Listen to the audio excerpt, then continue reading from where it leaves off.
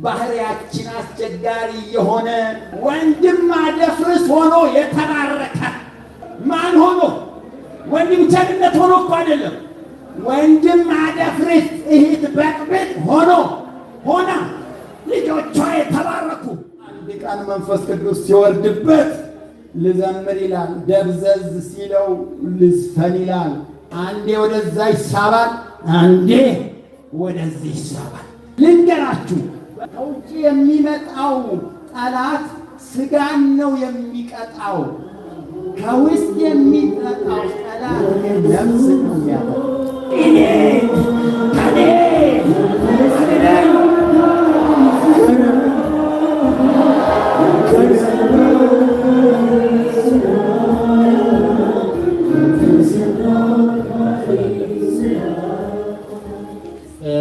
በሮሜ ምዕራፍ 7 ቁጥር 25 ላይ ከ24 ልጀምር። እኔ ምንኛ ጎስቋላ ሰው ነኝ! ለዚህ ሞት ከተሰጠ ሰውነት ማን ያድነኛል? በኢየሱስ ክርስቶስ በጌታችን ለእግዚአብሔር ምስጋና ይሁን፣ አሜን። ሐዋርያው ጳውሎስ እዚህ ላይ እኔ ምንኛ ጎስቋላ ሰው ነኝ፣ ለዚህ ሞት ከተሰጠ ሰውነት ማን ያድነኛል ሲል እናየዋለን። ሁለተኛ ጢሞቴዎስ ምዕራፍ 3 ቁጥር 10 ላይ አንተ ግን ትምህርቴንና አካሄዴን፣ ሐሳቤንም፣ እምነቴንም፣ ትዕግስቴንም፣ ፍቅሬንም፣ መጽናቴንም፣ ስደቴንም፣ መከራዬንም ተከትለ በአንጾኪያና በኢቆንዮን በልስጥራንም የሆነብኝን የታገስኩትን ስደት ታውቃለህ። ጌታ ከሁሉ አዳነኝ። ዝም ብላችሁ ከተባረካችሁ ወይም ደስ ደስ ካላችሁ አሜንም እያላችሁ እየተባረካችሁ ልትሰሙ ትችላላችሁ። ካልሆነም ለስንቅ ይሆናል። ዝም ብላችሁ ይዛችሁ መሄድ ትችላላችሁ። ተባረክ። ሁለት ነገር ሐዋርያው ጳውሎስ ሲናገር እንሰማለን። ምንድነው ሁለቱ ነገር? ለዚህ ሞት ከተሰጠ ሰውነት ማን ያድነኛል ይላል። እንደገና ደግሞ በጢሞቴዎስ ምዕራፍ 3 ቁጥር 10 ጀምሮ ባነበብኩት ላይ በልስጥራን በሌላም አገር የሆነብኝን መከራ፣ ስደት፣ በዚህ በወንጌል ምክንያት በሕይወቴ ላይ ያለፈውን ስቃይ፣ ከአውሬ ጋር መታገሌን፣ አይሁድ አንድ ሲጎድል 40 በትር 5 ጊዜ 39 በ595 ጊዜ መገረፌን፣ ብዙ መከራ ማየቴን ታውቃለህ ብሎ ጌታ ከሁሉ አዳነኛል። እኔ የዚህ ሰውዬ ጭንቅ ለእኛም እንድንካፈለው ቢሆንልኝ እላለሁ። ለዚህ ሞት ከተሰጠ ሰውነት ማን ያድነኛል ይላል እዚህ ጋር። እዛኛው ጋር ደግሞ ከዛ ሁሉ ፈተና ከሚወረወርብኝ ነገር ከአውሬውም ከስደቱም ጌታ ከሁሉ አዳነኝ ይላል። አሁን ይሄ ሰውዬ መዳን ያቃተው ከአውሬውም አይደለም፣ ከስደቱም አይደለም፣ ከመከራውም አይደለም። መዳን ያቃተው ከራሱ ነው። ትንሽ ነገሩ እየገባችሁ ቢሄድ እግዚአብሔር ቢገልጠው ደስ ይለኛል። እንደ ርዕስ የምናገረው እኛን ከኛ አድነን የሚል ነው። እስቲ በሉ እዚህ እህቶች በደንብ ወደዚህ እያያችሁ ባካችሁ። ምን አልኩኝ? እኛን ከኛ አድነን። አሁን ብዙ ጊዜ ቄሱ ጋር መተንም የምናጸልየው ለራሳችንም በቤታችን የምንጸልየው እኔንም ጨምሮ ታውቃላችሁ፣ ከበሽታ አድነኝ፣ ከችግር አድነኝ፣ ከአደጋ አድነኝ፣ ከሚመጣብኝ ነገር ጠብቀኝ እያልን እንጸልያለን፣ እናጸልያለን። ብዙ ጊዜ እኛን ከኛ አድነን ወይም እኔን ከኔ አድነን ብለን ጸልየን ብዙ የምናውቅ አይመስለኝም። አጸልየንም የምናውቅ አይመስለኝም። የምንጸልየው ወይም የምናጸልየው ከውጪ ወደኛ ለሚመጣ ፈተና ነው እንጂ ከኛ ወደኛ ለሚመጣ ፈተና አናጸልይም። ግን የገደለን ከውጪ የሚመጣው ሳይሆን ከኛ ወደኛ የሚመጣው። እኔ ተመስገን እላለሁ። ከምኞታችን ከሚመጣው፣ ከሐሳባችን ከሚመጣው፣ ከፍላጎታችን ከሚመጣው፣ ከባህሪያችን ከሚመጣው እንዲህ ወጥሮ ከሚይዘን አድነን ማለት በጣም ጥሩ ነው። ከውጭ የሚመጣው አንዳንድ ቀን ይመጣል፣ አንዳንድ ቀን ይቀራል። ከውስጥ የሚመጣው ግን ስንበላ ከኛ ጋር ነው፣ ስንጠጣ ከኛ ጋር ነው፣ ስንኖር ከኛ ጋር ነው፣ ስንተኛ ከኛ ጋር ነው። የባሰ አደገኛው ማን ነው ካላችሁ እኛው። ሐዋርያው ጳውሎስ እኮ እሱን የሚያክል ትልቅ የእግዚአብሔር ሰው እግዚአብሔር ከሁሉ አዳነኝ አለና፣ ግን ምን ያደርጋል? እኔን ከኔ ማን ያድነኝ? ለዚህ ሞት ከተሰጠ ሥጋ ማን ያድነኝ አለ። ተባረክ። ሳኦል የሚባል ንጉሥ ታውቃላችሁ? እዛ ኋላ እየተሰማችሁ ነው። እዛ ኋላ እየተሰማችሁ ነው። እስቲ እጃችሁን አውጡ። እዛ ኋላስ ሳኦል የሚባል ንጉሥ ታውቃላችሁ? አንድ ጊዜ ከፍልስጤማውያን ጋር ለመዋጋት ተፋጠጠ፣ ማዶ ለማዶ። ጎልያድ የሚባል ሰው መጣ፣ ፍልስጤማውያንን አሰልፎ። ሳኦል ደግሞ እስራኤልን አሰልፎ በዚህኛው ማዶ ቆመ። ያኛው ይፎክራል፣ ከእናንተ አንድ ሰው ቢመጣ ቢገጥመን እኛ ብናሸንፈው ለዘላለም ባሪያ ይሆናል፣ እናንተ ብታሸንፉን ደግሞ ለዘላለም ባሪያ እንሆንላችኋለን አለ። ሳኦል ተጨነቀ፣ የሚለውን አጣ። እንደው ጎልያድን ገሎ እስራኤልንና እኔን ነፃ የሚያወጣ ሰው አንድ ሰው ባገኝ ልጄ ደሃ ነው፣ መኪና አለው፣ ባሪያ ነው፣ ጨዋ ነው አልንም፣ ቀጥታ ልጄን እሰጠዋለሁ። በቃ ከውጭ ጠላት የሚያድነውን ሰው ፈለገ። ወዲያውኑ ዳዊት መጣና ጎልያድን ገደለና እስራኤልንና ሳኦልን የራሱንም ቤተሰብ ነፃ ወጣ። አሁን ይሄ ሳኦል ከውጭ ከሚመጣበት ጠላት ዳዊት ገላገለው። ተባረክ። ምን አልኩኝ? ዳዊት ገላገለው። በቃ ገላገለው። ትንሽ ቆየና እልፍ ገደለ፣ ሳኦል ሺህ ገደለ የሚል መዝሙር ሲመጣ በሳኦል ላይ ቅናት እንደ እሳት ነደደ። ጎበዝ ገብቷል። ተመልከቱ። ልክ ግደል ግደል የሚያሰኝ እንደውም ክፉ መንፈስ መጥቶ መላቅጡን እስኪያሳጣው ድረስ ሆነበት። ልብ አድርጉ። ሳኦል በፍልስጤማውያን ሰራዊት በተከበበበት ጊዜ ዳዊት አዳነው። ሳኦል ራሱ በራሱ በተነሳበት ጊዜ ማን ያድነው?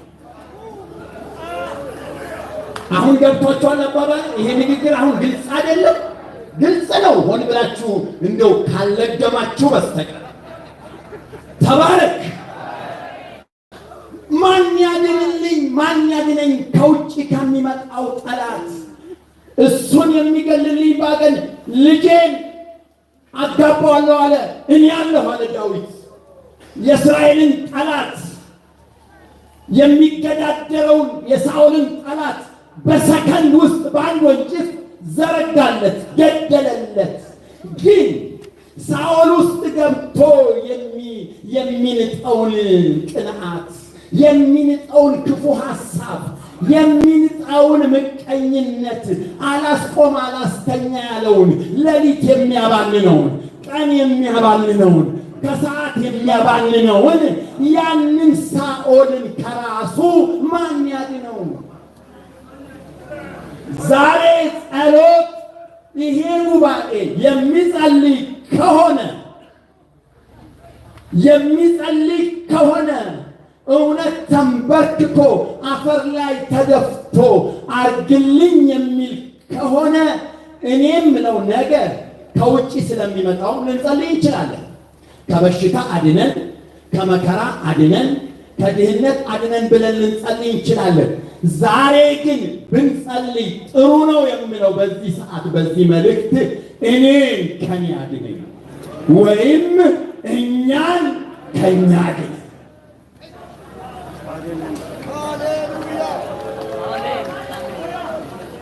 ተባረክ። እስቲ ተባረክ በሉ። አሁንም ተባረክ በሉ። ምን አልኩኝ? እኛን ከኛ አድነን። ተባረክ። አንደኛ ቆሮንቶስ ምዕራፍ 9 ላይ አሁንም ይሄው ጳውሎስ ሲናገር አንደኛ ቆሮንቶስ ምዕራፍ 9 ቁጥር 25 ላይ እንዲህ ይላል፣ ስለዚህ እኔ ያለ ሐሳብ እንደሚሮጥ ሁሉ እንዲሁ አልሮጥም፣ ነፋስን እንደሚጎስም ሁሉ እንዲሁ አልጋደልም። ነገር ግን ለሌሎች ከሰበክሁ በኋላ ራሴ የተጣልሁ እንዳልሆን ሥጋዬን እየጎሰምሁ አስገዛለሁ አለ። እሰብካለሁ፣ እመሰክራለሁ፣ ነፍሳትን አጠምቃለሁ፣ ለሰው እየጸለይኩ በሽተኛ እፈውሳለሁ፣ አጋንንት አወጣለሁ። ይሄን ሰርቼ ደግሞ ከራሴ ጋር እታገላለሁ። ይሄን ሁሉ አድርጌ ደግሞ በእኔ ስብከት፣ በእኔ አገልግሎት፣ በእኔ ጸሎት ሌሎች ድነው እኔ የገሃነም ልጅ እንዳልሆን እኔ ደግሞ ከእኔ ጋር እታገላለሁ። ቅናት ከኔ ዞር በል፣ ብጥብጥ ከኔ ዞር በል፣ ክፉ ባህሪ ከኔ ዞር በል፣ አለማመን ከኔ ዞር በል፣ ክፉ ሐሳብ ምኞት ከኔ ዞር በል እያልኩ ቀን ቀን የውጭውን እታገላለሁ፣ ማታ ማታ ደግሞ ከኔ ጋር እታገላለሁ አለ። ተመስገን።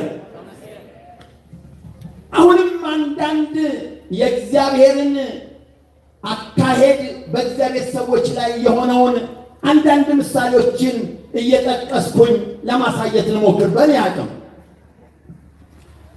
ያዕቆብን ታውቃላችሁ። ከወንድሙ ተሰዶ ወደ ላባ ቤት ገባ። ላባ ቤት 20 ዓመት ካገለገለ በኋላ እግዚአብሔር ከሱ ጋር ሆነና የላባን ንብረት በጎች ጠቅላላ እየነዳ ወደ አገሩ ተመለሰ።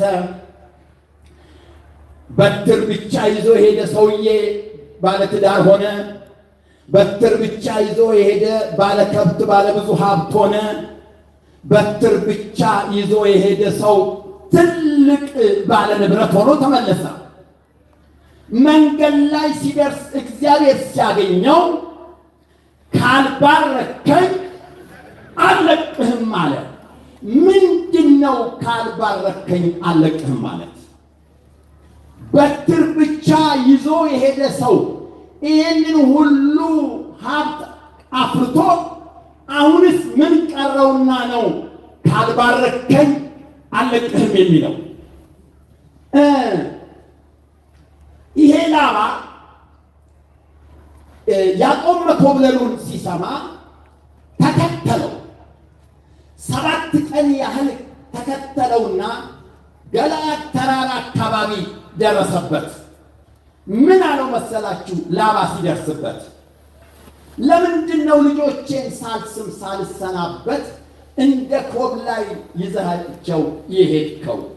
ዛሬ እኔ አንተን ልገልህ ወይም ላጠቃህ መጥቼ ነበር።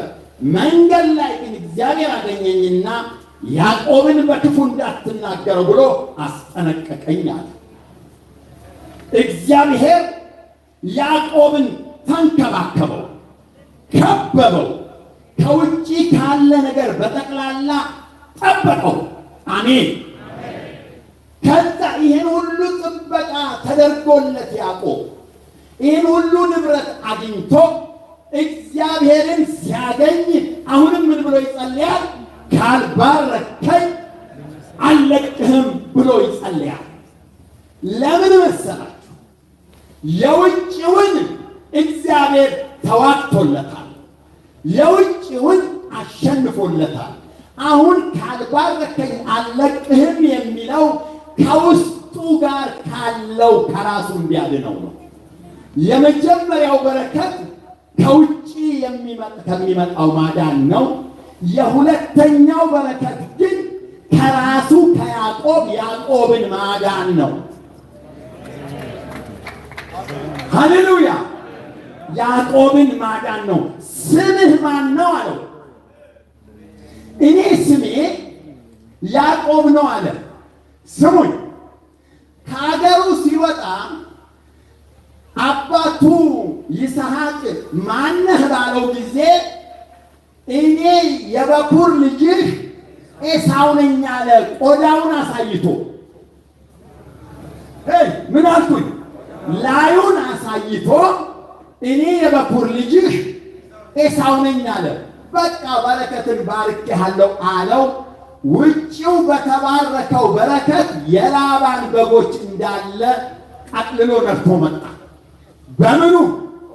በውጭው በረከት። እግዚአብሔር ደግሞ ስምህ ማን ነው ሲለው እኔ ያዕቆብ ነኝ አለ። ለአባቱ ላይኛውን አሳየ፣ ለእግዚአብሔር ግን ውስጡን አሳየ። ምን አልኩኝ? ለእግዚአብሔር ምኑን አሳየ? ላይኛውን አሳየ። ለእግዚአብሔር ግን ለላባ ለማነው? ለአባቱ ውጭውን አሳየ፣ ለእግዚአብሔር ግን ውስጡን አሳየ። ያዕቆብ ነህ አለው። በል እንግዲህ ትናንትና ስላንተ ከላባ ጋር ታግያለሁ፣ ዛሬ ግን ስላንተ ካንተ ጋር እታገላለሁ አለ እግዚአብሔር። ግድ የለም ይታገለን፣ ምን ችግር አለ? እግዚአብሔር ያሸንፍ።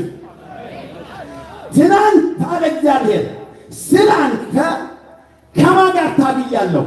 ከላባ ጋር ታግያለሁ። ዛሬ ግን ስላንተ ምን አልኩኝ? ስላንተ ከማን ጋር እታገላለሁ? ካንተ ጋር እታገላለሁ አለ። ታገሉ ታገሉ ታገሉ ሌሊቱ እስኪነጋ ድረስ ያዕቆብ ጉልበት አንካሳ እስኪሆን ድረስ መጨረሻ ላይ ስምህ ማን ነው አለው። እኔ ያዕቆብ ነኝ አለ። ከዛሬ ጀምሮ ስምህ እስራኤል ይባላል እንጂ ያዕቆብ አይባልም አለ። እግዚአብሔር ያዕቆብን ነቅሎ እስራኤልን ጨመረው ውስጡ። ተመስገን። እግዚአብሔር ትናንት ከላባ ጋር ታገለለት፣ ዛሬ ደግሞ ከያዕቆብ ጋር ለያዕቆብ ታገለ። ምን አልኩኝ? ከያዕቆብ ጋር ለያዕቆብ ታገለ። ዛሬ እግዚአብሔር ከኔ ባህሪ ጋር ይታገል። ምን አልኩኝ? ከኔ ባህሪ ጋር ይታገል። ሰይጣን ከሚያመጣብኝ ድህነት ጋር ታግሎልኛል፣ ጥሩ ነው። ከክፋት ከሚመጣብኝ የጠላት ስደት መከራ ጋር ይታገልልኛል፣ ታግሎልኛልም፣ ጥሩ ነው። ዛሬ ግን እግዚአብሔር በዚህ ጉባኤ በዚህ ሰዓት ከኔ ባህሪ ጋር ይታገል፣ ከኔ ማንነት ጋር ይታገል። እኔን ከሚያስቸግረኝ ክፉ ነገር ጋር እግዚአብሔር ምን ይሆን? ይታገል። ተባረክ ተባረክ። ልብ አድርጉ። ይህንን ታግሎ ሲጨርስ ስሙ እስራኤል ሆኖ ሲሄድ ያዕቆብ ያነክስ ነበር። እዛ ሶርያ ሀገርም ሲሄድ ድሮ ጤነኛ ሆኖ ያዩት ሰዎች በጤና ሄዶ ሽባ ሆኖ መጣ ሳይሉ አይቀሩ። እያነከሰ ስለሄደ እሱ እንደዚህ እያነከሰ እየተንሻፈፈ ቆሞ ሲመሰክር እግዚአብሔርን ፊት ለፊት አየሁት፣ ሰውነቴም ድና ቀረች ይላል። ሰው አለከሰ ይላል፣ እሱ ግን ሰውነቴ ድና ቀረች ይላል። ምኑ ስለዳነ ነው? ውስጡ ስለዳነ ነው። እውነት የዛን ቀን በረከትን ብታዩት፣ ወይኔ ብታዩት ወንድሞች፣ ያዕቆብ ከዚያን ቀን ጀምሮ የሆነውን ነገር ብታዩ ጉድ ትላላችሁ። እሱ ሰውነቴ ድና ቀረች ብሎ ባለበት ጊዜ በስንተኛው ጊዜ ሚስቱ ራሔል ሞተች? ልክ አይደለም እንዴ? በስንተኛው ጊዜ የሚወዳት 10 ምናምን ዓመት ለእሷ ብሎ እረኛ የሆነላት ሚስቱ ሞተች። የሚወደው ልጁ ወደ ግብፅ ተሸጠ። ትንሽ ቆይቶ ያ ሁሉ ሀብት ከላዩ ላይ ሄዶ ከረጢት ይዞ ግብፅ ስንዴ ልመና ሄደ። የሚለው ተባረከ ነው የሚለው። ከዛ በረከት በኋላ ግን ሰውየው በስጋው ቁልቁል ነው የወረደው። ሚስቱን አጣ፣ ልጁን አጣ፣ ከብቱን አጣ፣ ሀብቱን አጣ፣ ለማኝ ሆነ። እሱ ግን አሁንም ምን ይላል? ሰውነቴ ድና ቀረች ይላል። አያችሁ፣ እግዚአብሔር ድሮ ከላባ ጋር ታገለና አሁን ደግሞ ፖርሽኑን ቀይሮ ከማን ጋር መታገል ጀምሯል? ከያዕቆብ ጋር መታገል ጀምሯል። እስከ ዛሬ ባህሪያችን አስቸጋሪ የሆነ ጠማማነታችን እየበዛ ሁሉን ነገር አደፍርስ ሆነን ወንድም አደፍርስ ሆነን እየኖርን የምንባረክ ወንድም አደፍርስ ሆኖ የተባረከ ማን ሆኖ? ወንድም ቸርነት ሆኖ እኮ አይደለም። ወንድም አደፍርስ እህት በቅብጥ ሆና ልጆቿ የተባረኩ ንብረቷ የተባረከ ባይላይዙ ባለ ቡና፣ ባለ አትክልት፣ ባለ ብዙ ንብረት የሆነ እስቲ ዛሬ እግዚአብሔር እሱን ቁጭ አድርግና በእኔና በእናንተ ላይ ዘመቻ ይክፈት። ሃሌሉያ! በጣም ጥሩ ሰዎች ልትሆኑ ትችላላችሁ። ምንም ችግር ላይኖርባችሁ ይችላል። ግን አንድ ሰው ሊኖር ይችላል እንደዚህ ያስቸገረው፣ ባህሪው ያስቸገረው አንድ ሰው ሊሆን ይችላል። በእኔ በደካማ ሰባኪ አንድ ሰው ማግኘት ቀላል አይደለም። ሃሌሉያ ሃሌሉያ! ዛሬ እግዚአብሔር ከኛ ጋር ይታገል፣ እኛን ከኛ ያድነን። ብዙ ሰው በንብረት በሀብት ተባርኳል፣ እኔንም ጨምሮ። ቤት የሌለን ባለቤት ሆነናል። ስደት ውስጥ የነበርን ስደት አብቅቶልናል። ልጅ የሌለን ባለ ልጅ ሆነናል። ንብረት የሌለን ባለ ንብረት ሆነናል። ግን ውስጣችን እንደዛው ጥሬ ሆኖ በረከቱ በስጋ ሰማይ ወጥቶ እኛ ግን ውስጣችን እንደዛው የሆነ ዛሬ ይሄ አምላክ ከኔ ጋር ቢታገል እኔን ከኔ ቢያድን አንቺን ከአንቺ ቢያድን አንተን ከአንተ ቢያድን ተባረክ ተባረክ። ሁልጊዜ እንደምታውቁት የእግዚአብሔር ጸጋ የእግዚአብሔር ስጦታ የሚያርፈው እምናችን ላይ ነው ካላችሁ ሰውነታችን ላይ አይደለም፣ አየር ላይ አያርፍም። ባህሪያችን ላይ ነው የሚያርፈው። ጸጋውን አብዝቶልን ባህሪ ካልተስተካከለ፣ ማንነታችን ካልተቀየረ ያ ጸጋ እኮ በኋላ መቅሰፍት ይሆናል። ተባረክ በሉ እስቲ፣ ተባረክ። አሁንም እግዚአብሔር እኛን ከኛ ቢያድን እስቲ ዛሬ ለሰይጣንም እረፍት እንስጥ፣ ለበሽታውም ለምኑም እረፍት እንስጥና አድነን ከሰይጣን ማንት እስከ ሰይጣን ከንትን የሚለውን እንተውና እስቲ በዚህ ሰዓት እኔን ከኔ አድነኝ እንበል። ያኛው ስህተት ነው ማለቴ አይደለም። ነገር ግን ይሄ የእኛ ማንነት ተደብቆ እምነትናችን ቤተ ክርስቲያን የሚበጠብጥ ዋና በጥባጭ በየቀኑ የማይገሰጽ በሌላ ፈተና እየተሸፈነ የሚኖር የተከበበ ሃሌሉያ።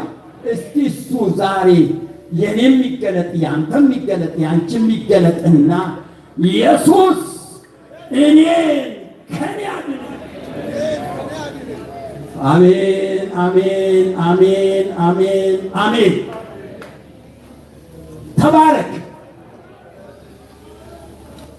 እንደዚህ አንዳንድ ቅድም እንዳልኳችሁ አንዳንድ የመጽሐፍ ቅዱስ ታሪኮችን ከሰው ሕይወት ስናይ ስለ ሶምሶን እናስብ። ሶምሶን አንበሳ ሲመጣበት እንደ ፈትል ነው የሚቦጫጭቀው። እዛ ጋር እየተሰማችሁ ነው ወንድሞች? አይደለም እንደሚለው አንበሳ መጣበት በእጁ ያዘና እንደምን ቦጫጨቀው ይላል? እንደ ፈትል ቦጫጨቀው ይላል። በአህያ መንጋጋ በወደቀ የአህያ መንጋጋ በመትረየስ እኮ አይደለም፣ በክላሽ እኮ አይደለም። ይሄ ውሻ ሲያንደፋድፈው በኋላ በቆሻሻ የአህያ መንጋጋ 1000 ፍልስጤማውያንን ክምር በክምር አደረገ። የፍልስጤማውያንን እርሻ ቀበሮ አድኖ በጠቅላላ ቀበሮ ላይ እሳት ለኩሶ የፍልስጤማውያንን እርሻ አቃጠለ። እኔ 300 ቀበሮ ቀርቶ እኛ ብንሆን በ5 ወር አንድ ቀበሮ እንይዛለን። እንዴት ያለ! እኔ ከሁሉ በላይ የሚገርመኝ እውነት ቀበሮ የምታውቁ ከሆነ እሱ ነው። እንደገና ደግሞ ጭራና ጭራቸው መሃል ችቦ እስኪያረግ ቀበሮ እንዲህ ዝም ብሎ ክፍታት የሆነው እንዴት ቀላል ጸጋ ነው ወይ? እንዲው ይሄ ሶምሶን ከውጪ ለሚመጣበት ጠላት ምንም ይምጣ ምኑም አይደለም። የእሱ ችግር ምንድን ነው ብትሉኝ፣ ሶምሶን ነው የሶምሶን ጠላት።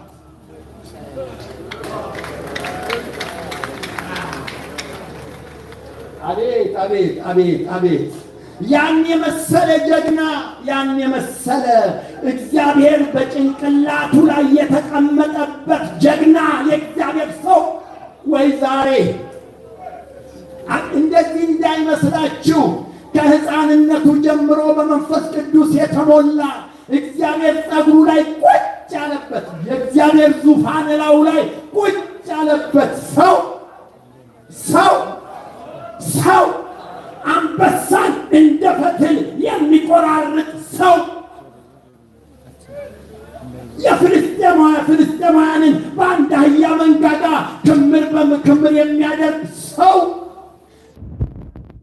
የፍልስጤማውያንን እርሻ በቀበሮ የሚያስበላ ጀግና ማንም የማይዘው ቢያስሩት የታሰረበትን ጠፍር የሚበጣጥስ ምሰሶ ነቅሎ የሚጥል የእሱ ጀግንነት የት ጋ ነው ብትሉኝ፣ ከውጭ ለሚመጣ ጠላት ነው። ከራሱ ጋር ላለው ጠላት ለሶምሶን ጉዳይ ግን አቅሙ ጭራሽ የሞተ ነው። እኔ ብሆን ወይ እኔ እኮ ይሄ ስብከት ለእኔ ወይ አሰኝቶኛል። ሃሌሉያ ሃሌሉያ! ተመልከቱ፣ ወደ ተምና ይወርዳል፣ ጋለሞታ ጋር ይተኛል። ልቡ ውስጥ ነገር ሲመጣ ምንም አያሸንፍም፣ መሄድ ነው እንደ ከብት። የሆነ ክፉ ሀሳብ ሲመጣ የማይነካ ነገር ንካ ሲለው ሀሳቡ እሺ እኔ ጌታ ሀሳቤ ተመስገን ይልና ሀሳቡን ይዞ መሄድ። ወዳጅ ሲመክረው ተው እጃ አትሆንም፣ አንተ የተገረዝክ ወገን ነህ፣ አንተ እስራኤላዊ ነህ፣ አንተ የእግዚአብሔር ቅባት በላህ ላይ ያለ ነው፣ ችግር የለም ተውት ይላል። ምንም ስሜት ከውስጡ ሲነሳ ይሄድና ጋለሞታ ቤት ይተኛል። ስሙ፣ ሶምሶንን ያሸነፈው ጠላት ሳይሆን ሶምሶንን ያሸነፈው ራሱ ሶምሶን።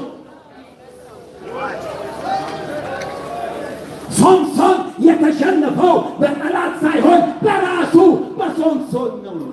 አሁን ሶምሶን እጁን ዘርግቶ ከጠላት አድነኝ ማለት አያስፈልገውም። የሶምሶን ጸሎት መሆን ያለበት ሶምሶንን ከሶምሶን አድነው ነበር። ዛሬ ማን ነው እኔን ከኔ አድነኝ? እኔ ልንገራችሁ እውነት ለመናገር እቺ ቤተ ክርስቲያን ቃል ኪዳን ያለቃች ቤተ ክርስቲያን በእውነት ትበዛለች ተብላለች፣ ትበዛለች። ጠላትን ትቀጠቅጣለች ተብላለች፣ ትቀጠቅጣለች። ትወርሳለች ተብላለች፣ ትወርሳለች። ይሄ ስለኛ ሳይሆን ስለ እግዚአብሔር ቃል ኪዳን ነው የሚፈጸመው። ይሄን ቃል ኪዳን ግን የሚያሽመደምደው ማን ነው ብትሉኝ፣ የራሳችን ባህሪ ነው። እንግዲህ ምንም ማድረግ አልችልም። እስካሁንም እያሽመደመደው ያለው የራሳችን ባህሪ ነው። ወደፊትም የሚያሽመደምደው የራሳችን ባህሪ ነው። ስለ ቃል ኪዳን ከሆነ እቺ ቤተ ክርስቲያን ቃል ኪዳን ያላት ቤተ ክርስቲያን የራሳችን በየአጥቢያው ጠላት አላሸነፈንም። በጣም ይቅርታልን። በየንዑሱ ጠላት አላሸነፈንም። በየሰበካው ጠላት አላሸነፈንም። እኔ እናገራለሁ፣ እብድ በሉኝ ተፈለጋችሁ። ያሸነፈን ማን ነው? ራሳችን ነው ያሸነፈ። ይሄንን እንደው በደንብ ስልጣን ያለው ሰው ቢናገረው በእኔ አቅም ባይነገር ጥሩ ነበረ። ዛሬ ግን እግዚአብሔር እኛን ከኛ ያድነን። ግድ የላችሁም አገልጋዮች፣ እኛን ከኛ ያድነን። የአገልግሎት ጸጋ ሞልቷል። ተነስ ብንለው ይነሳል፣ ውጣ ብንለው ይወጣል። አጋንንት ብንጸልይ በሽተኛ ይፈወሳል። ዛሬ ግን እሱን ቁጭ እናርግና እኔን ከኔ አድነን። ሃሌሉያ! እስቲ እንበል፣ እኔን ከኔ አድነን፣ እኛን ከኛ አድነን። እኔ በጣም የሚገርመኝ ከና መዳን ጌታ ኢየሱስ ከኔ አድነን፣ ሰለሞንን ከሰለሞን አድን፣ እኔን ከኔ አድነን። እስቲ እዩ የተሸነፉ ሰዎች፣ እዩ የተሸነፉ ሰዎች። ነገሥታት ወደ ሰልፍ በሚወጡበት ቀን ዳዊት እቤት ዋለ ይላል መጽሐፉ። ዳዊት እቤት በመዋሉና ወደ ጦር ሜዳ ባለመሄዱ በጦር ሜዳ ሊደርስበት ከነበረው አደጋ ድኗል። ምን አልኩ? ድኗል። ለምን? እቤት ነው የዋለው። ጦርነቱ ውጪ ነው እንጂ እዚህ ቤት የለም። ከዛ በኋላ ተኝቶ ዋለና ወደ ሰገነት ሲንጎራደድ አንድ ልብሷን ይሁን ምኗን የምታጥብ ሴት አየ። ተመኛት፣ ወደ ቤቱ ጠራ፣ ከሷ ጋር ተኛ። ትንሽ ቆይታ አረገዝኩ ስትለው ባሏን ጠራና አሰከረና ሂድና ወደ ቤት ገብተህ ተኛ አለው። እንደው እግዚአብሔር ሲያጋልጠው የሰከረ ሰው አይነሽጠው። ይሄ ሰውዬ ጥምልምልና እዛው ይተኛል። 2 ቀን ቢያሰክረው 3 ቀን ቢያሰክረው እምቢ።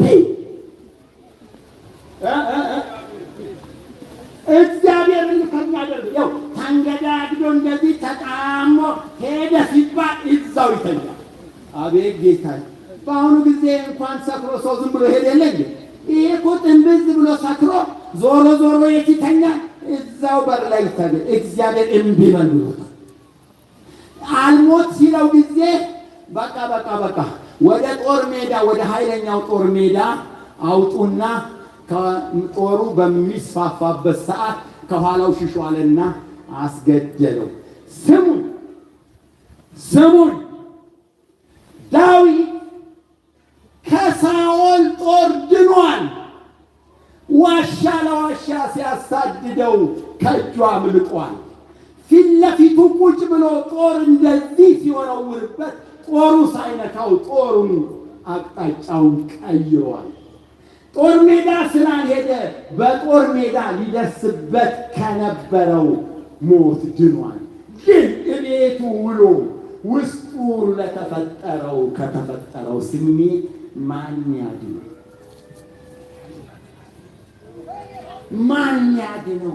አምጣት ሴትዮዋ አምጣት፣ ያው አምጣት ከሚለው ስሜት፣ ጥራት ከሚለው ስሜት፣ አስገድል አስገድል ከሚለው ስሜት ከሱ ማን ያድነው? የፈጀን ጠላት ከፈጀን ይልቅ የፈጀን እኛው ራሳችንን የጨረስንበት ጊዜ። እስቲ ተባረክ በሉ። እስቲ አሁንም ተባረክ በሉ። ተባረክ። ከምላስ ያድነኝ፣ ከሐሳብ ያድነኝ፣ ከውስጥ ስሜት ያድነኝ፣ ከክፋት ያድነኝ። ይህን ማንም አይደርስልንም። ክፋት ጀርባ ላይ ተጽፎ አይሄድም፣ ውስጥ ነው ያለው። በጥበብ እንሸፍነዋለን፣ በዘዴ እንሸፍነዋለን፣ በክራባት በኮት እንሸፍነዋለን፣ ሃሌሉያ በማለት እንሸፍነዋለን። ግን መርዝ ነው፣ መርዝ ነው፣ የሚገለን መርዝ ነው። ዛሬ እግዚአብሔር ቢፈቅድ፣ ዛሬ እግዚአብሔር ቢል ከማያድነን እኛን ከእኛ ጥቅሶችን አንብቤ እኔን ከሚያድነኝ አሁን በእውነት ይህንን ስብከት ስሰብክ እግዚአብሔር ከበሽታ ያድንሃል ብል ኖሮ፣ እግዚአብሔር ከአጋንንት ያድንሃል ብል ኖሮ፣ በጎረቤት ከሚጠላብህ ከሚነሳብህ ጠላት ያድንሃል ብል ኖሮ ቁጭ ብድግ ነበረ ይሄንን ጉባኤ የማሰኘው። ግልጽ ነው። ቁጭ ብድግ እነዚህን ወጣቶች እንደው አንዴ በልሳን ተራራ እያደረጉ ድንኳን የሚቀዳድሉት ነበር። ግን ብትሉ ባትሉ ጠላታችንን ሳንይዝ ጠላታችንን ሳንረግጥ እንዲሁ ሸፍነን ማኖር ነገ ወደ ሞት ያወስደናል፣ ነገ ወደ ገሃነም ይወስደናል። ዛሬ እግዚአብሔር እኛን ከኛ ያድን በሉ እስቲ ከፈለጋችሁ እኛን ከኛ ያድን፣ ከክፉ ባህሪያችን ያድን፣ በውስጣችን ከሚፈጠረው ስሜት ያድን፣ ድንገት ታበን ከሚልብን እልክ ያድን፣ ድንገት ከሚፈጠር እኛ ወደ አላሰብነው ከሚወስድ አቅጣጫን የክርስትና አቅጣጫን ከሚያስቀይር ብልጣብልጥነት ዘዴ ሰው ጠለፋ አክሮባት ያድን። አንዱን ሰው ለመጥለፍ እንዲህ ዘዴ የሚያደርግ የሰማይ ጥበብ ያልሆነ ሙልጭልጭ ያለ የአጋንንት የዓለም እሱን ከኛ እኛን ከኛ ያድን። አፍ እያለሰለሰ እንዴት አድርጌ ከኔ እንትና እንዳይበልጥ በጭንቅላቱ ልፈጥፍጠው እያለ የሚጎነጉን አጋንንት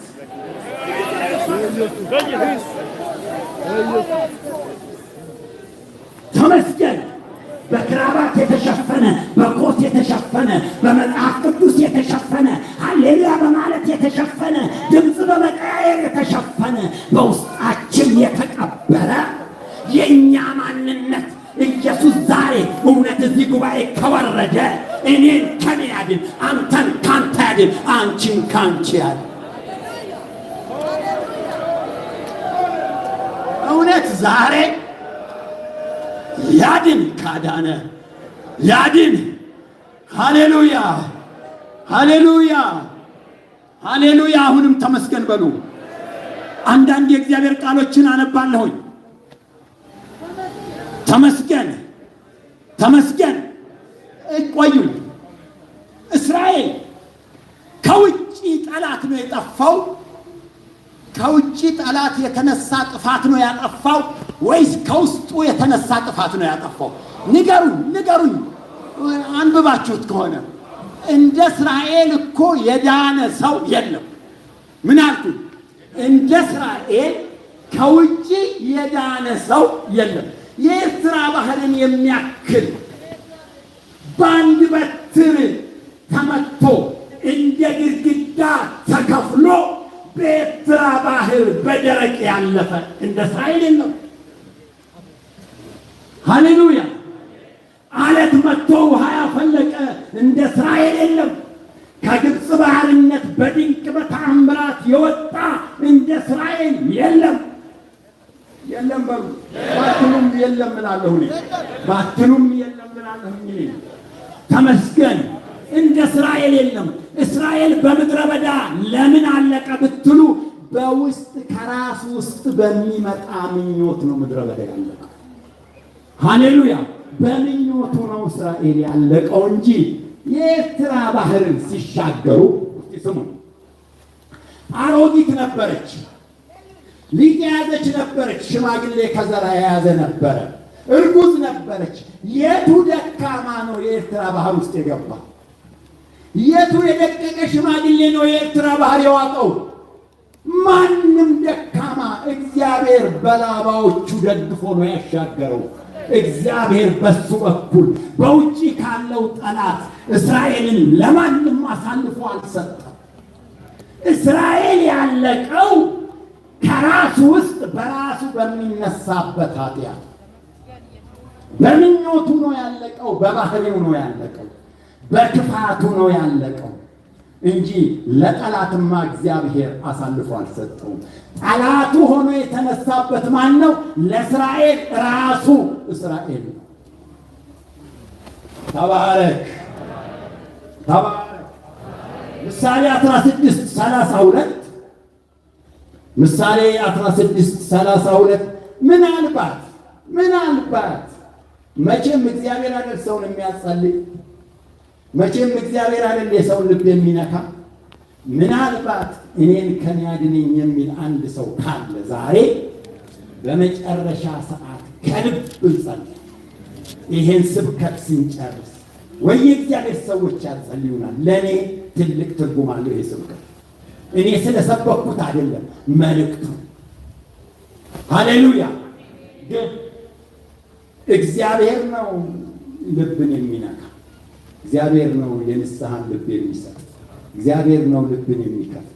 ልባችንን ምናልባት እሱ ረድቶን ልባችን ከተከፈተ እኔን ከኔ አድነኝ የሚል ሰው ካለ ተንደባለንም ይሁን ምን ብለን ከኔ አድን፣ አውቀዋለሁ ባህሪዬን፣ አንተም አንቺም ታውቀዋለሽ ባህሪሽ ታውቀዋለህ ባህሪ ምን ያህል እንደሚያስቸግርህ፣ ሌሊት አፍጥጦ እንደሚያሳድርህ፣ ሲያስጎነጉንህ እንዴት እንደሚያድር እኔ አውቀዋለሁ፣ አንተ ታውቀዋለህ። አፈር ድቤ በልተን ዛሬ እኔን ከኔ አድን እንበል። ሃሌሉያ!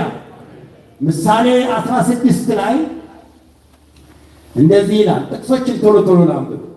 ምሳሌ 16 ቁጥር 32 ላይ ተመስገን፣ ትዕግስተኛ ሰው ከኃያል ሰው ይሻላል፣ በመንፈሱ ላይ የሚገዛ ከተማን ከሚወስድ ይበልጣል። ዛሬ በራሳችን መንፈስ ላይ መግዛትን እንቀዳጅ። በራሳችን ባህሪ ላይ፣ በራሳችን ማንነት ላይ ድል ማድረግን ብንቀዳጅ የእግዚአብሔርን መንግሥት እንወርሳለን። ኢዮብ 13 ቁጥር 13 ላይ ኢዮብ 13 ቁጥር 13 ላይ እንዲህ ይላል፣ ዝም በሉ እናገር ዘንድ ተውኝ። አሜን። የሆነው ነገር ይምጣብኝ፣ ሥጋዬን በጥርሴ እይዛለሁ፣ ሕይወቴን በእጄ አኖራለሁ። እነሆ ቢገለኝስ እንኳን እርሱም በትዕግሥት እጠባበቃለሁ፣ ነገር ግን መንገዴን በፊቱ አጸናለሁ። እንደው ይሄ ኢዮብ በጣም ገብቶታል እላለሁ እኔ። እስቲ ተባረክ በሉ። አንድ የሚዳደር ተባረክ በሉ። የሆነው ነገር ይምጣብኝ፣ አሁንም ምን አደርጋለሁ አለ፣ ሥጋዬ በጥርሴ ይዛለሁ፣ ነገር ግን መንገዴን በፊቱ አጸናለሁ። ቢገድለኝም እንኳን እርሱን እጠብቃለሁ አለ።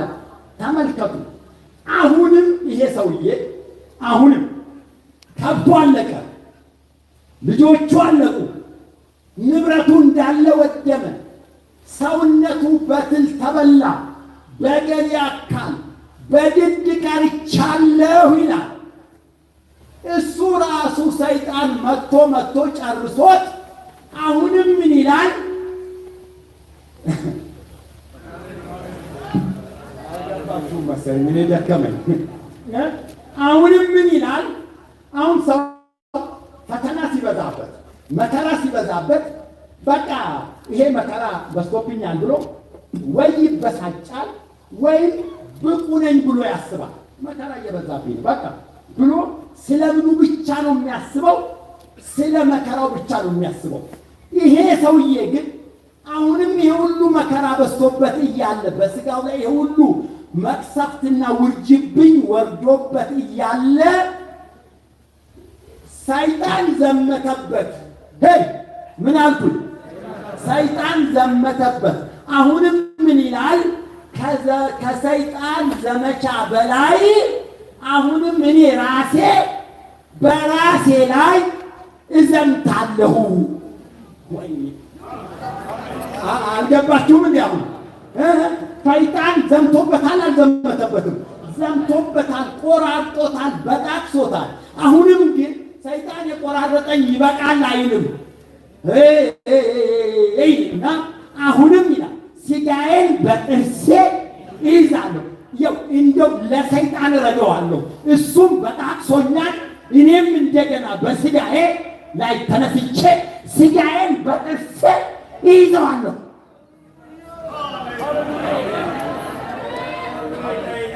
እንደው እኔን ለእኔ አሳልፌ አልሰጠውም።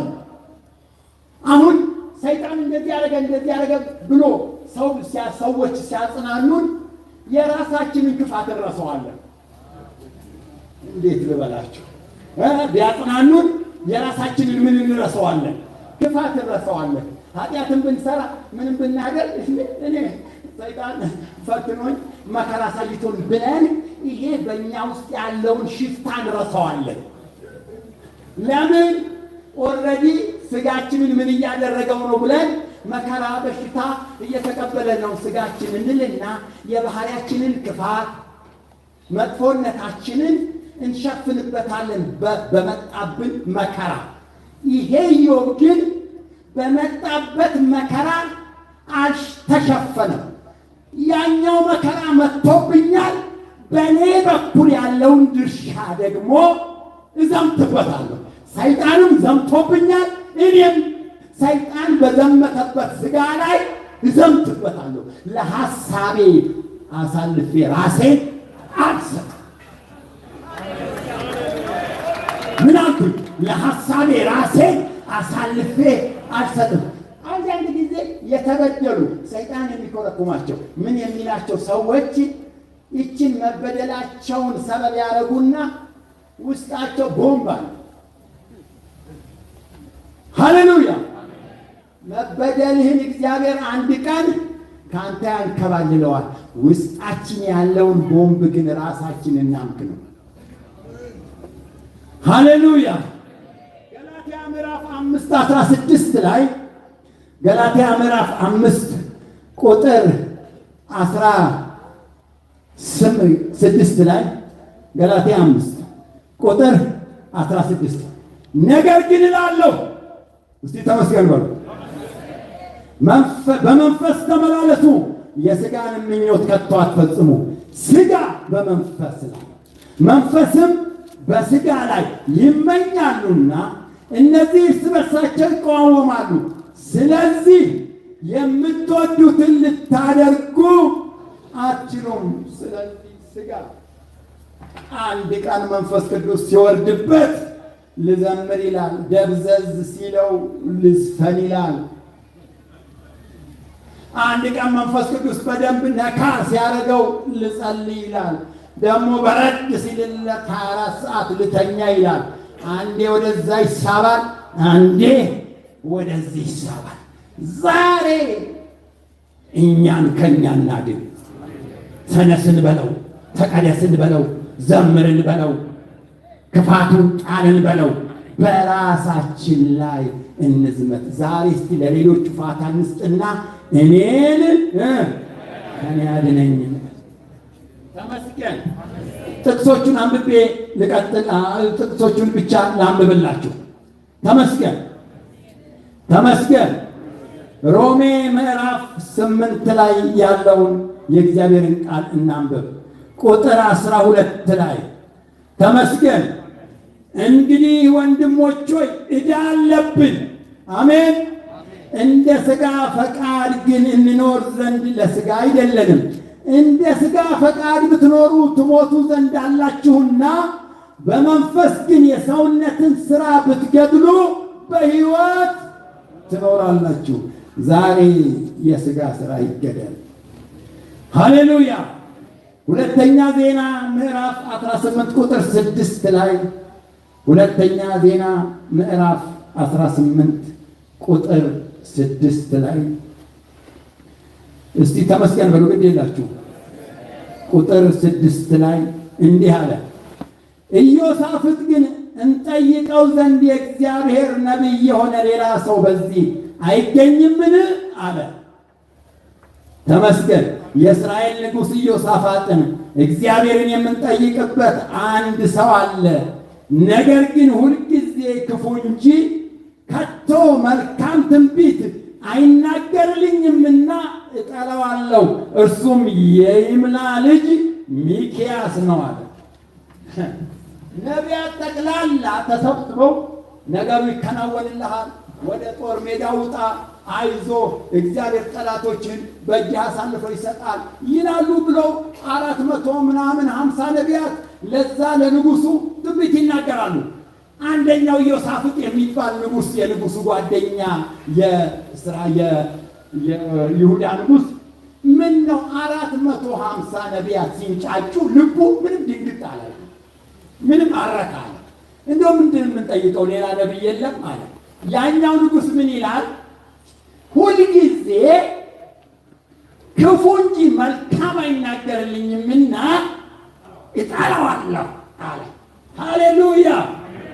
አያችሁ፣ ሌሎቹ ሲናገሩ ተከናወን፣ አይዞ፣ ጠላታ ፈርድሜ ይበላል ምናምን እያሉ ነው የሚናገሩት። ይህ ሚክያስ ግን ጠመም ያለ ነው። ለዛኛው ኧረ እባካችሁ እየሰማችሁኝ ነው? ምን አይነት ሰው ነው? ለዛኛው ንጉሥ ለአክዓብ ምን ያለ ነው? ጠመም ያለ ነው። እነዚህ 450ውን አይዞ ተከናወን፣ ይመታልሃል፣ ጠላት ፍርድ ቤት ይበላልሃል፣ በሽታ ድራሹ ይጠፋልሃል፣ አይዞ ትከብራለህ፣ ቡና ትገዛለህ፣ አይሱስ ትገዛለህ፣ በለው ይላል። ይሄኛው ደግሞ ይመጣና ልክ አይደለህም፣ ሐሳብህ ተበላሽቷል፣ አይሳካልህም፣ ጠማማነትን ከአንተ አስወግድ እያለ ልክ ልኩን ስለሚነግረው እጠላዋለሁ አለ። ነገር ግን ተጠላም ተወደደም የሚያሸንፍና የሚያሻግረን እግዚአብሔር የሚገስጸን ግሳጼ ነው። ተው የሚለን መተው ነው።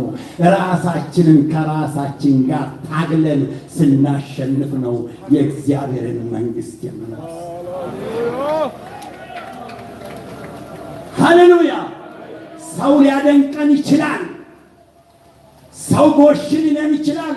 አፋችንን በብልጠት አሳምረን ቄሱንም እረኛውንም ልናጭበረብረው እንችላለን።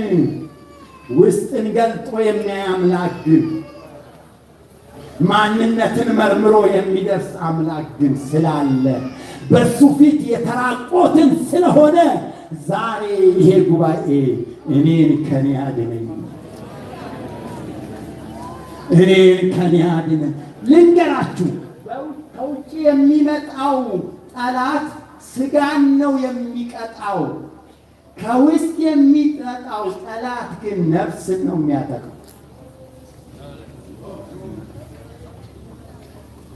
እኔ አንድ ሰው ቢመታኝ ቢሰድበኝ ምኔን ነው ያጠቃው? ውጭን ነው ያጠቃው። እኔን ግን ክፋት ቢያጠቃኝ፣ ብልጠት ቢያጠቃኝ፣ ጮሌነት ቢያጠቃኝ ማንን ነው የሚያጠቃው? ውስጤን ነው የሚያጠቃው። ሰው ደግሞ ሰውነቱ ውጭው ሳይሆን ውስጡ። ለዚህ ነው ያዕቆብ ሰውነቴ ድና ቀረች ያለው። እሱ ሰውነቴ የሚለው ላዩን ሳይሆን ውስጡን። ውጭውማ አንክሷል። ሃሌሉያ። በደንብ ተማሩና ሂዱ። ሃሌሉያን ባቱ ተማሩና ሂዱ። ይሄ ጠማማ በጠማማ የቦካ ሙክትክት ከኔ ጀምሮ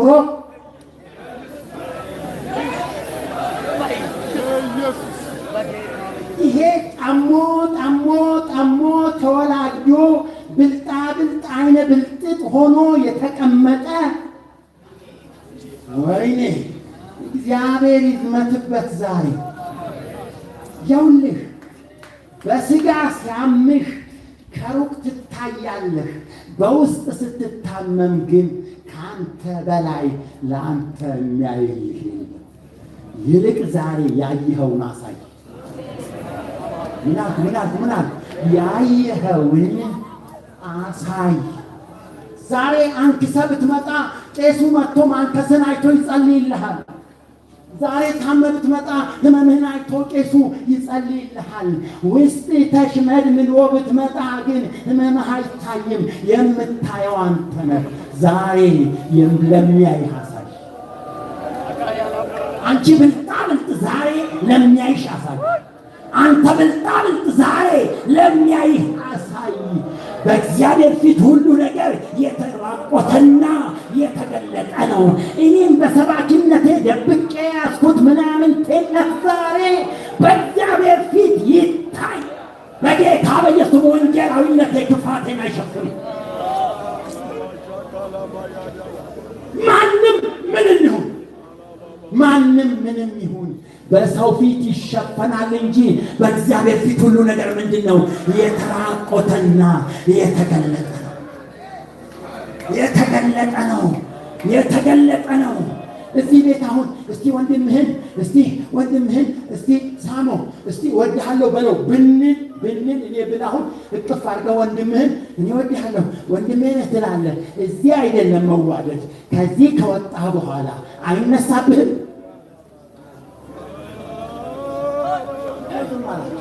ከዚህ ከወጣህ በኋላ አይነሳብህም።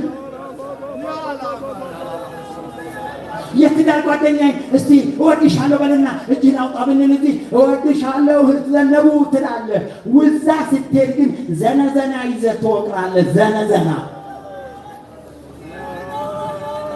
ቢያድነን ምን አለበት? ተኛ ታው በእውነት ወንድም ጌቱ የፈውስ ፕሮግራም ሊሰበክ ይችላል። በኋላ አጋንንት ቃጥጡ የሚባል ስብከት ሊሰበክ ይችላል። ዛሬ ግን ራስህን ቃጥጥ። በቃ ራስህን ቃጥጥ።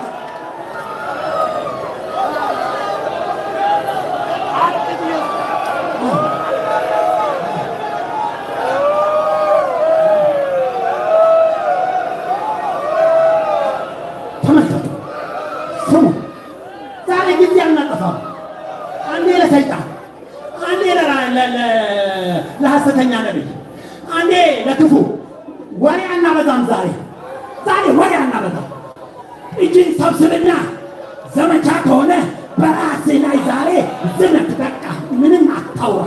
ዘመቻ ከሆነ በራሴ ላይ ልዝመት ዛሬ። እኔን ከኔ አድነኝ።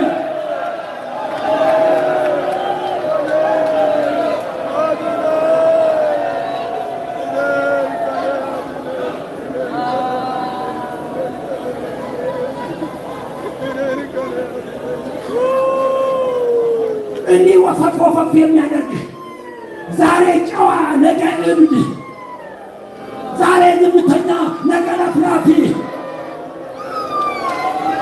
ዛሬ ሰላምተኛ ነገ ረብሸኛ የሚያደርግ ማንነት ከደመጥክ አይቀር ዛሬ ይሄ ጉባኤ በዚህ ሰዓት በራሱ ላይ ይዝመት።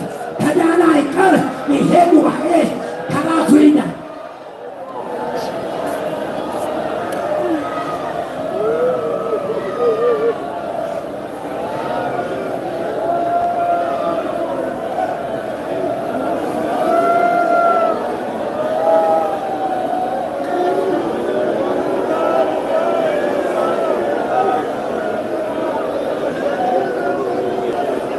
ያቤጽም ከወንድሞቹ ይልቅ የተከበረ ነበር።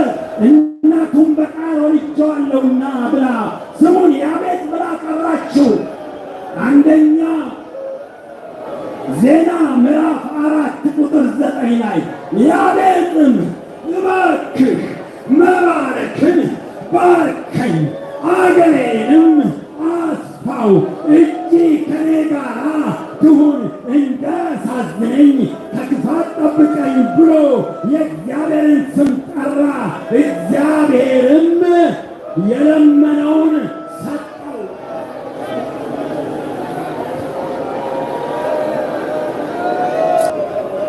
መዝሙር በቅንፍ 51 ቁጥር 14 ላይ የማዳንን ደስታ ስጠኝ በሽታ መንፈስ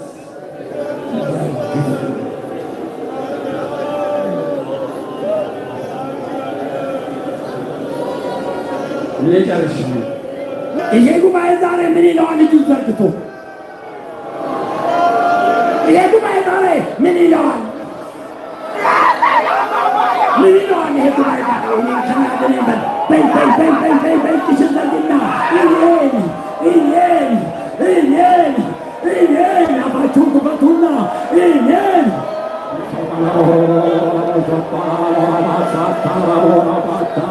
ዛሬችን ዘርጋዜጋ ያላችሁ አገልጋዮች ግድ ያላችሁም አገልግሎታችን ብቻውን አያድነንም። ሌላ ነገር ብቻውን አያድነንም። ሰባኪነት አያድነንም። ዛሬ እግዚአብሔር መልአኩን ይላክ፣ መንፈሱን ይላክ፣ መንፈሱን ይላክ። እኔን በልጆች ብላችሁ እጃችሁን ዘርጉ። ወንድሞቼ እንተባበር፣ እንዳን እጃችሁን ዘርጉ። የተንበረከካችሁ ተመራጮች እጃችሁን ዘርጉ፣ እጃችሁን ዘርጉ።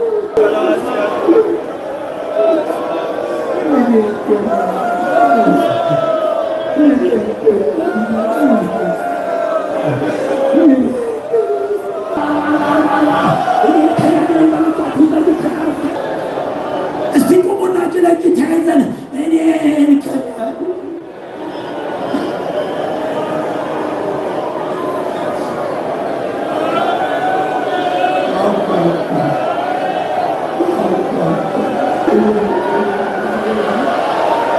እግዚአብሔር መንፈሱን ይልካል፣ ከራሳችን ነቅሎ ያወጣናል።